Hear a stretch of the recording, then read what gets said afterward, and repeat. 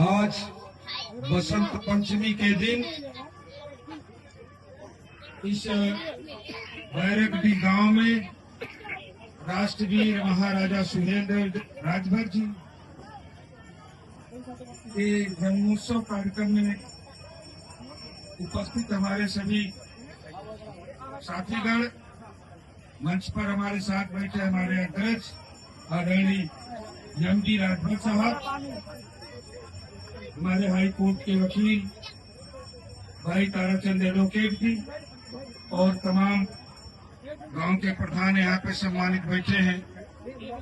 मैं सबका तहे दिल से धन्यवाद करते हुए, अभिनंदन करते हुए, वंदन करते हुए 2-4 मिनट हम भी अपनी बात रखेंगे। मित्रों, आप अभी पूर्व वक्ता साथियों को सुने हैं कि आज महाराजा सुहेलदेव राजभर जी की 1017वीं जयंती है। जयंती क्यों मनाई जाती है? सुहेलदेव जी कौन थे? आखिर में कारण क्या है कि आज सुहेलदेव जी की जयंती मनाने की आवश्यकता पड़ी? उनका इतिहास क्या है? उनका भूगोल क्या है? इसके बारे में जब तक आप जानेंगे नहीं, तब तक मैं समझता हूँ कि मानने से कोई फायदा नहीं। पहले जानना होगा, मानने के पहले जानना होगा। और जानना क्या होगा? उनके सुकृत्य को, उनके जो कार्य रहे हैं समाज के हित में, राष्ट्र के हित में, कब उन्होंने किससे संघर्ष किया। अभी एक हमारे साथी यही बता रहे थे। तब परिस्थितियां थी, राजतंत्र था, लेकिन अब लोकतंत्र है। लोकतंत्र में संविधान है। संविधान के दायरे में ही रह के हमको कुछ मिल सकता है अथवा हम कुछ ले सकते हैं या दे सकते हैं। तो हमको संविधान का पालन करते हुए, जहाँ सभी धर्मों को समान अधिकार मिला है, सभी व्यक्ति को समान अधिकार मिला है, तो उसको भी हमको ध्यान में देखना चाहिए।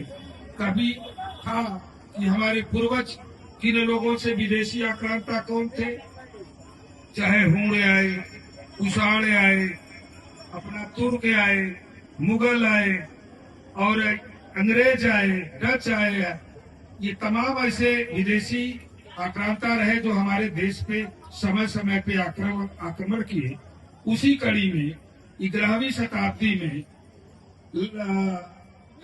शताब्दी में सन 1009 में जब महाराजा जी का जन्म हुआ, सुहेलदेव जी का, इनके पिताजी बिहारी मल और माता जयलक्ष्मी के घर पे, और 1027 में यह राजगद्दी पे बैठे।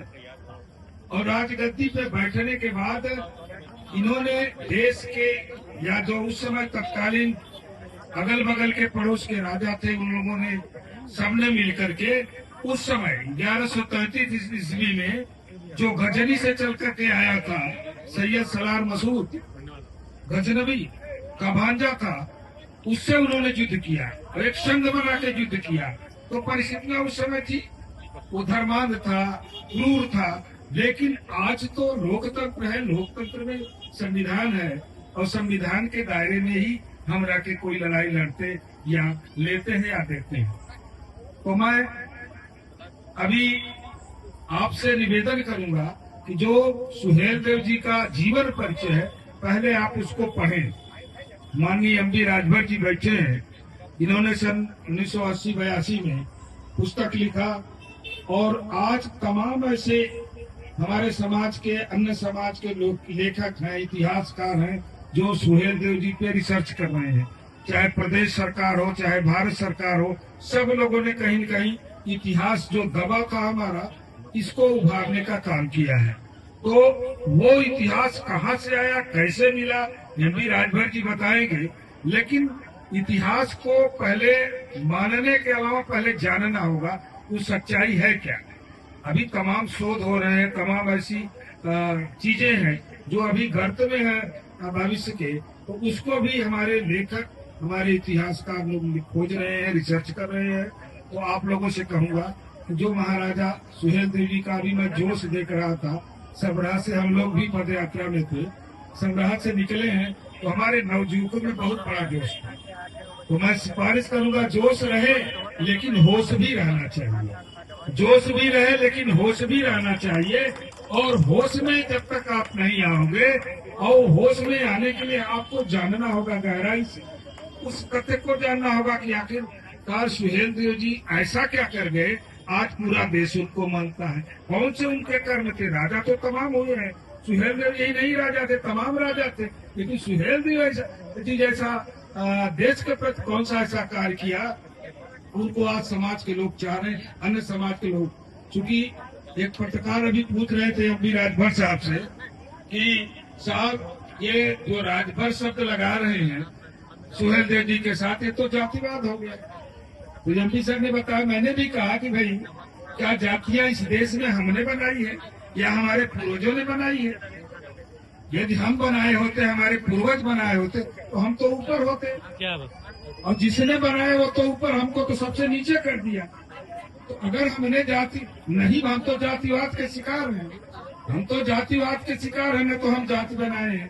और फिर इस देश में जाति व्यवस्था है, कब से है, किसने बनाया, इस पे खोज होनी चाहिए। जिसने बनाया उसको फांसी लगाओ। हमको तो जातिवादी कहते हैं, हमने तो जाति बनाया नहीं, तो हमको तो कहते हो।